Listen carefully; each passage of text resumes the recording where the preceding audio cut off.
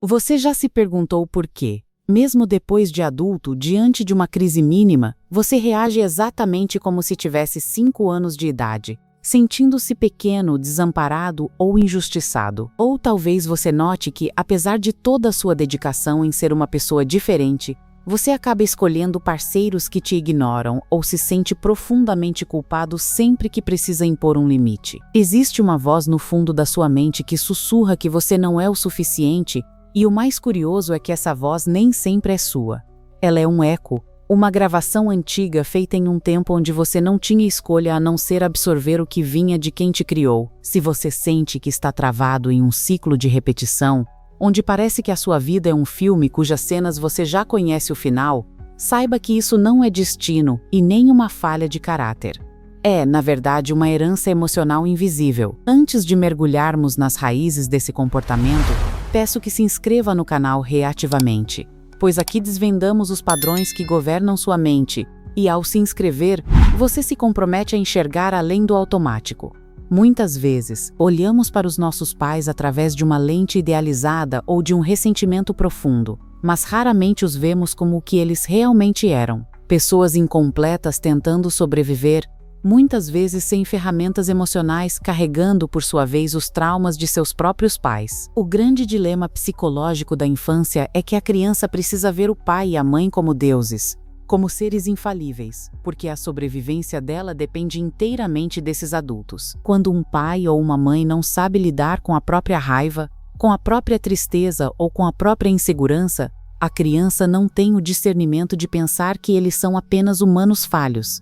Ela pensa que o problema é ela. Se o seu pai era distante e silencioso, você aprendeu que o amor é conquistado através do isolamento ou da performance. Se a sua mãe era ansiosa e invasiva, você aprendeu que o amor é uma forma de controle. Esse aprendizado, enraizado antes mesmo dos 7 anos de idade, torna-se a base de como você interpreta o mundo hoje. Vamos analisar isso com calma através de um exemplo do cotidiano. Imagine uma criança que derruba um copo de suco na mesa de jantar. Em um ambiente de inteligência emocional, os pais diriam que acidentes acontecem e ajudariam na limpeza. Mas, na casa de muitos de nós, esse momento era o gatilho para uma explosão ou para um silêncio punitivo. A mensagem que a criança absorve não é sobre o suco, mas sobre ela mesma. Ela entende silenciosamente que erros são perigosos, que a expressão da sua própria existência pode causar um desastre e que ela precisa ser impecável para evitar o caos. Anos depois, essa mesma criança, agora um adulto, entra em pânico ao cometer um erro simples no trabalho, sentindo uma vergonha desproporcional. Ela não está reagindo ao erro do presente. Ela está reagindo à memória do suco derramado. Esse é o peso da herança emocional. O conceito de negligência afetiva também entra nessa conta de forma silenciosa. Não estou falando apenas de falta de comida ou teto, mas da falta de uma presença que valida o que você sente. Quantas vezes você chorou na infância e ouviu que era frescura, ou que não havia motivo para estar triste? Ao invalidar a sua emoção, o adulto que cuidava de você estava, na verdade, tentando lidar com a incapacidade dele de suportar a sua dor. Se ele não sabia consolar a si mesmo, como poderia consolar você? Com o tempo, você aprendeu a silenciar as suas próprias necessidades. Você se tornou um adulto que não sabe pedir ajuda, que sente que é um fardo se expuser qualquer fragilidade, e que desenvolveu uma autossuficiência defensiva para não precisar depender de ninguém. O problema é que, ao rejeitar a ajuda dos outros, você também está rejeitando a intimidade e a conexão real, o que te deixa cada vez mais solitário. Agora, precisamos falar sobre o mecanismo da compulsão à repetição. A mente humana tem uma tendência bizarra de tentar curar o passado através do presente, e é aqui que a maioria de nós se perde.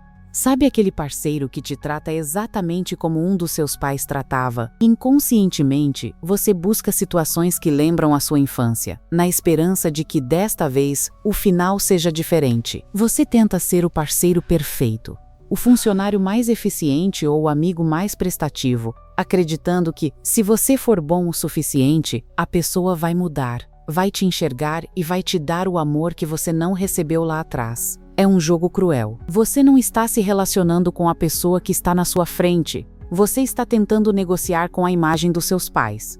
E claro, o final nunca é diferente, porque você está tentando obter de outra pessoa o que só pode ser construído dentro de você mesmo. É fundamental entender que quando falamos das limitações dos seus pais, não estamos dando uma carteirada de culpa a eles.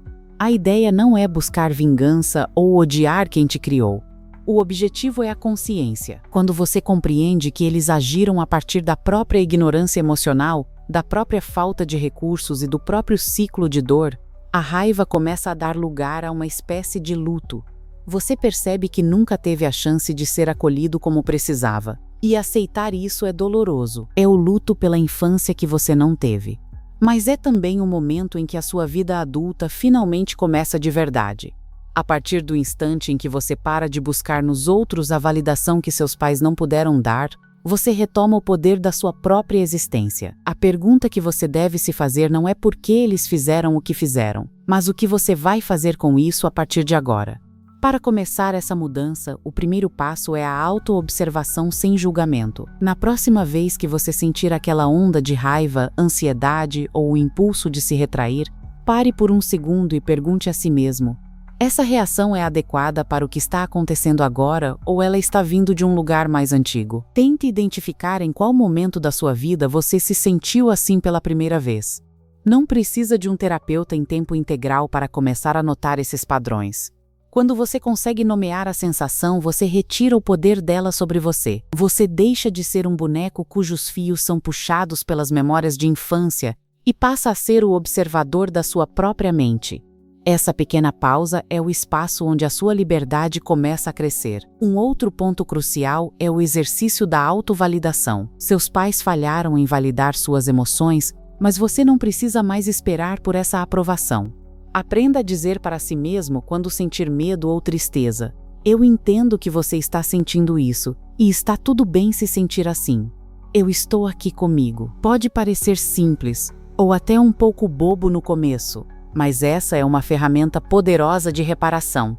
Você está se tornando a figura adulta que você precisava ter tido lá atrás. Ao se acolher, você diminui a necessidade de buscar essa aprovação externa em relacionamentos ou em busca desmedida por reconhecimento profissional.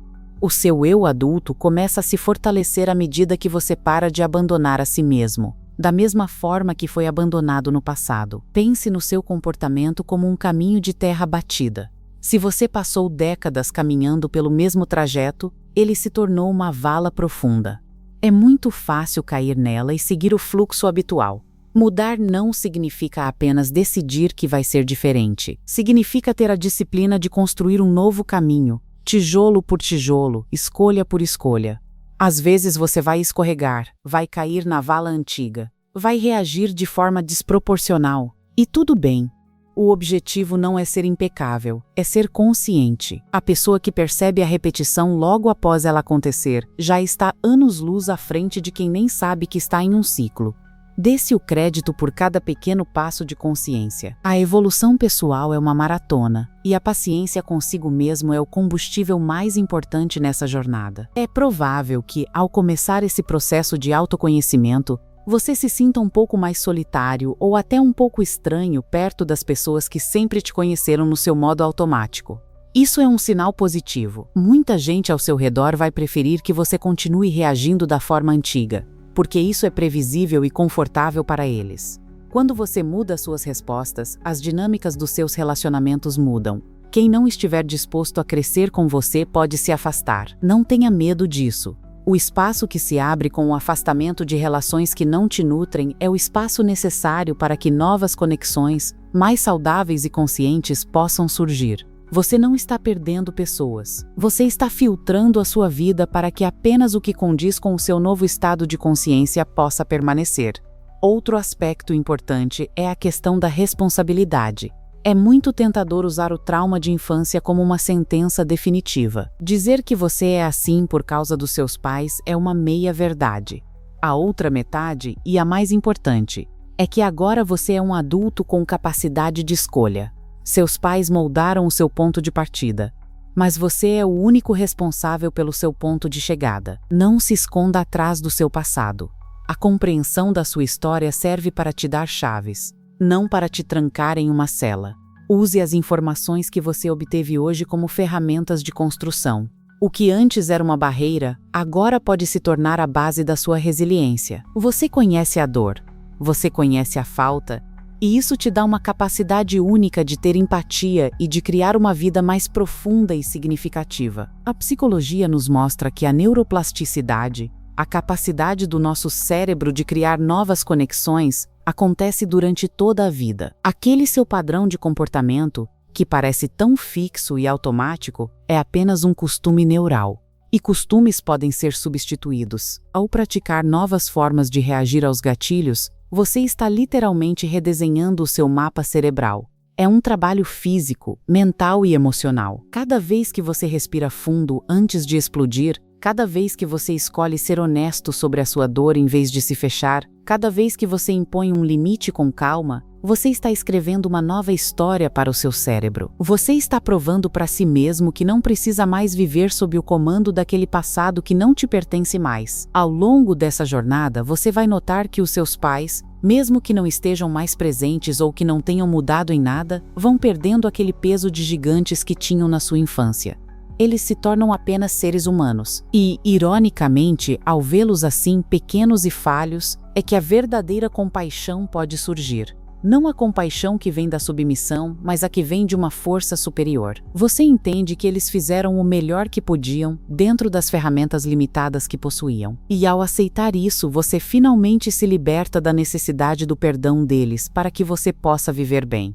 O perdão, na verdade, é um presente que você dá a si mesmo para que a mágoa não continue ocupando um espaço que deveria ser do seu crescimento e da sua alegria. A saúde mental é um desafio imenso, cercado por tabus e por uma cultura que muitas vezes estimula o silêncio e o sofrimento estoico. Mas falar sobre isso, expor essas feridas e entender a sua origem é o ato mais revolucionário que você pode praticar. Quando você se torna consciente, você para de passar o trauma adiante. Se você tem filhos, ou se pretende ter, ou mesmo a forma como você trata seus amigos e colegas, tudo isso muda. Você interrompe a corrente de transmissão da dor. Você se torna um ponto de virada na história da sua própria família. Isso é um legado que vai muito além de qualquer bem material. Você está curando gerações passadas e protegendo as futuras através da sua mudança no presente. Não subestime a profundidade do que estamos discutindo aqui. O seu cérebro foi treinado, por décadas, para ser quem você é hoje. Não espere que a mudança aconteça em um passe de mágica ou em uma semana. Haverá dias em que você vai querer voltar ao antigo, ao familiar, ao conhecido, mesmo que o conhecido seja doloroso. A mente humana tem um medo instintivo do desconhecido, mesmo que o desconhecido seja a sua própria liberdade e felicidade. O convite aqui é para que você permaneça firme, mesmo no desconforto. O desconforto é o sintoma de que você está saindo da vala, de que você está rompendo com o automatismo e de que algo novo está nascendo em você. Se você chegou até aqui, é porque algo dentro de você sabe que existe um potencial maior, uma versão de você mesmo que não precisa viver no automático. Esse desconforto que você sente ao ouvir essas verdades é o seu despertar. A partir de hoje, cada momento em que você se sentir pressionado a reagir de forma antiga, use isso como um lembrete.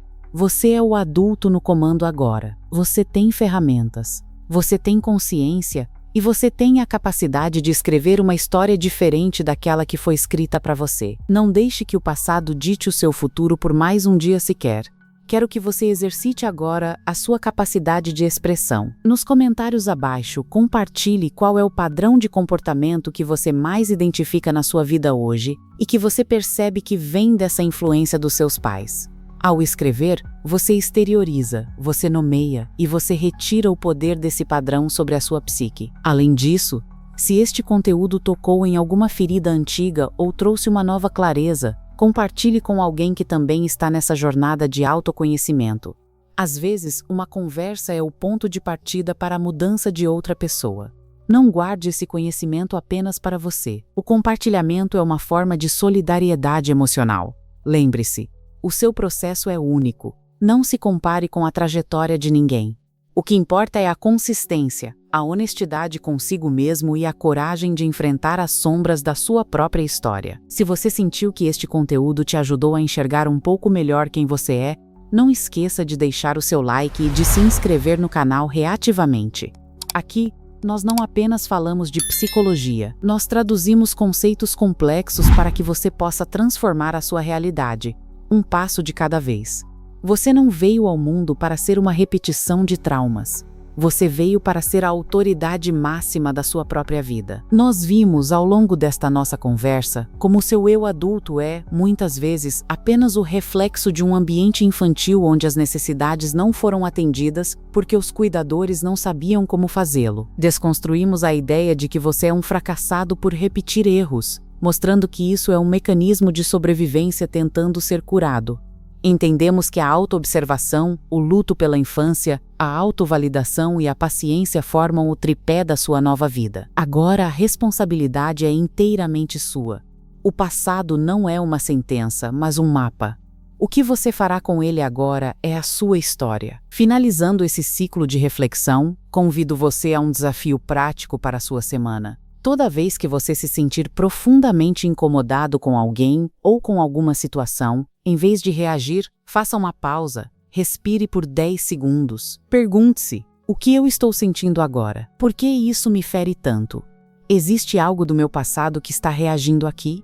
Esse exercício simples de interrupção do automático é o primeiro tijolo na construção da sua nova identidade. Faça isso com uma pessoa em uma situação de trabalho ou até mesmo com você mesmo quando se cobrar demais. É na prática diária, na atenção ao detalhe, que a grande transformação acontece.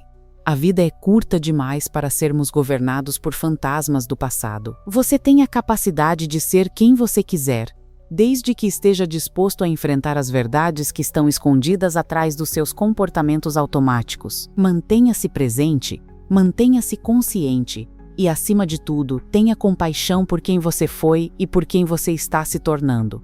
Este é o caminho da cura. Este é o caminho da liberdade. Obrigado por acompanhar essa jornada de autoconhecimento aqui no Reativamente. Continue buscando, continue questionando e, principalmente, continue crescendo. A sua vida é a sua maior obra de arte e você é o único artista capaz de pintá-la. Até o nosso próximo encontro, onde continuaremos desvendando os mistérios da mente e o poder transformador do desenvolvimento pessoal. Lembre-se sempre, a consciência é o primeiro passo para a liberdade, e você já deu esse passo hoje. Nos vemos no próximo vídeo.